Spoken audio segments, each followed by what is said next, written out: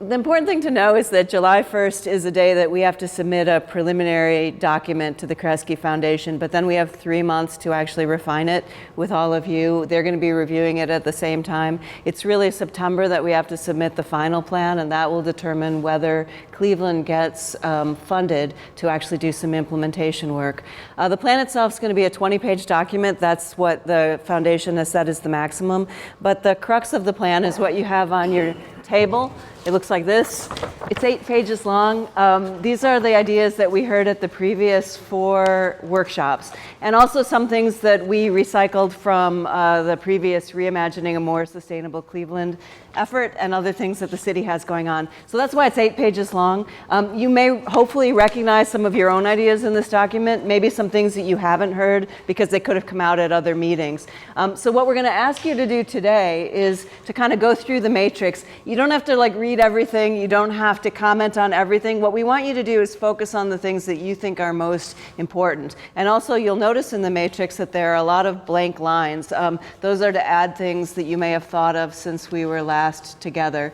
But before we do that, we're going to talk about what the recommendations, what these priorities for action kind of need to be. So I'm going to turn it over to Nick to talk about some of the guidance that we've received from the foundation.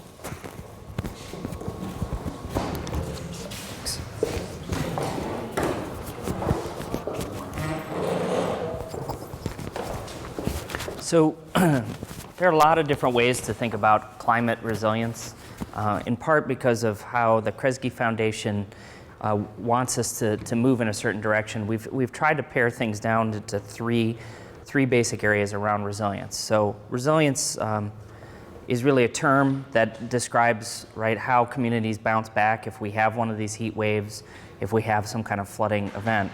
And to the Kresge Foundation, and actually to a lot of different researchers, building resilience kind of comes out of lessening the overall demand for energy and also trying to push renewable energy into communities, because doing that reduces greenhouse gas emissions and hopefully will start slowing climate change at some point in the future. To anticipate and prepare for some of the pressures and shocks. Zoe and I think Terry mentioned a little bit about some of the things, and I think most of you were at my presentation in the past where we talked a little bit about some of the things that we anticipate happening in the future. And then the final and one of the most important things, and really why we're trying to get folks together, is to bring people together to foster social cohesion, to make sure that our neighborhoods we have folks talking to each other, checking on one another, but building and kind of preparing for some of these things that might happen in the future. So this 3 kind of pronged approach is really, really important, and I think you'll see in the matrix, we're trying to make sure that anything we're talking about is beginning to move in that direction. The Kresge Foundation released a paper a couple of weeks ago that talks about some of the different things you want to think about for any strategy you might have around climate resilience. They have this model that is ask, analyze, and act. And so the ask is to, some of the main questions you may want to think about. How are you what is trying to be resilient in a system? What are you trying to be resilient to? What types of natural hazards or other kinds of environmental or social changes? And who are we trying to be resilient for? So folks in the neighborhoods, who decides, how do we have, equitable decision processes in each of the neighborhoods so everybody can participate? When we get into analyzing it, is it something that is redundant, diverse set of solutions, so we're not just relying on one thing? So a good example is a lot of folks say, well, if we're going to have more heat waves, we should make sure that everybody has air conditioning. Air conditioning is a great solution, obviously, to keep cool, but if there's a power outage that happens at the same time, that's not really going to provide something to keep folks cool in the neighborhood. So redundant solutions might be something like having air conditioning, but also making sure that there's a cooling center, and also making sure that there are people checking on each other if some of those things aren't working, so that nobody slips through the cracks in that kind of situation. Do we have ways to make sure that things are working? So the tight feedbacks, for instance, is this idea that we know that we're actually improving resilience in neighborhoods. We're checking on those things as we move forward. And then other things that were really important to promote, such as social capital, equity, inclusiveness. And then finally, the kind of action part, the third column that's on the diagram, really talks about how we make sure that the systems are able to persist. So what we have now, making sure that some of those good things continue forward, that they can adapt to the changes in the future, and that we can transform those things over time so that if there's something maybe we didn't anticipate, there's some other kind of thing that happens along with climate change, we're ready for that and have a way to structure to move forward. So I'm going to turn it over to Terry here, who's going to talk a little bit about some examples. Turn it back to you. Yep.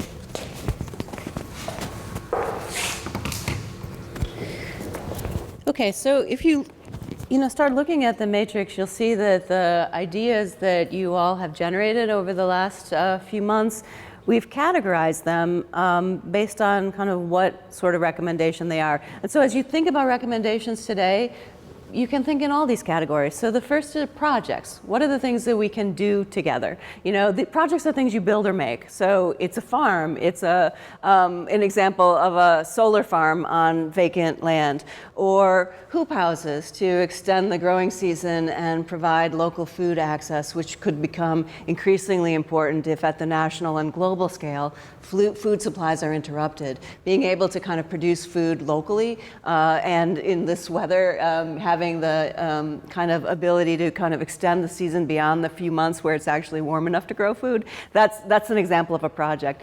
I'm not showing these projects because I think they're priorities. I'm just showing them to show you examples of what we mean when we talk about projects. Here's another project related to greening of vacant lots to allow for more stormwater infiltration. Again, a climate impact of reducing flooding. So you can think about all the sorts of projects that you want to see happen in the neighborhoods. In the sheets in front of you, there are a lot of project ideas that have come out of it thus far. You can either highlight ones you think are important, cross out ones you think aren't important, add others. What we really are still in the creation phase here. We're going to compile all of these ideas into the plan in the next week. So programs, what do we mean when we talk about programs? We talked about this a little bit at a previous meeting. What are the programs, that can help people have more mobility in the winter months? So examples like, kind of using social media to help dig out neighbors after a snowstorm, or on the right, kind of training and paying crews of young people to provide snow shoveling in the winter and landscape maintenance in the summer. It's a way that, to Nick's point, it helps with social cohesion by creating relationships between young people and old people. It also helps, kind of in the face of big climate emergencies. If we have a giant snowstorm, it would be good to have the ability to know where older residents who don't have the ability to kind of shovel on their own could get the help that they need. So that's an example of a program. Here's another example of a program that we talked about at some of the other meetings, is that increased rainfall, which is already happening. You may have noticed over the last couple of weeks. Increased rainfall can lead to mold growth, and so a program would be helping people understand where to look for mold and what to do about it, and also things you can do in advance to reduce the likelihood that mold will grow in your house, because mold triggers a lot of allergies and respiratory illnesses. So again, this doesn't have to be the programs that you think are most important. That's not what I'm showing you here. What really needs to come out of the matrix are the programs and projects that you think we should pursue. The next one is policy. So different than programs and projects, policies are things that we can have the city and the county and the state and the federal government begin to put in place to help kind of build the neighborhoods and the city that we want to see. So an example of a policy would be related here to the city's tree plan, which is currently underway. One of the statistics that's come out of the plan is that there are fewer trees and less tree canopy in the city of Cleveland than in Cuyahoga County. So is there a policy that comes out of that encourages tree planting and reforestation in some areas of Cleveland? Maybe. It's just an example of one policy. Here's another. We have a lot of buried waterways all over the city. You don't see them because they're in culverts underground. But over time, we buried those waterways in order to build more housing when the city was growing. And now that the city has so much vacant land, what this map is showing in purple are the locations of some of those buried waterways. Could we create a policy that says if a site ends up in the land bank, we don't put a building on there if it's on top of a buried stream? That gets to climate in the sense that as we have increased rainfall, those culverts are going to start failing. they already are. Whenever you hear of a sinkhole in the city, generally speaking, it's because a culvert underground has collapsed somewhere. So if we're going to be thinking about energy and resilience and protecting ourselves against unexpected kind of climate emergencies, not building on top of water is a pretty good strategy. So this is an example of a policy.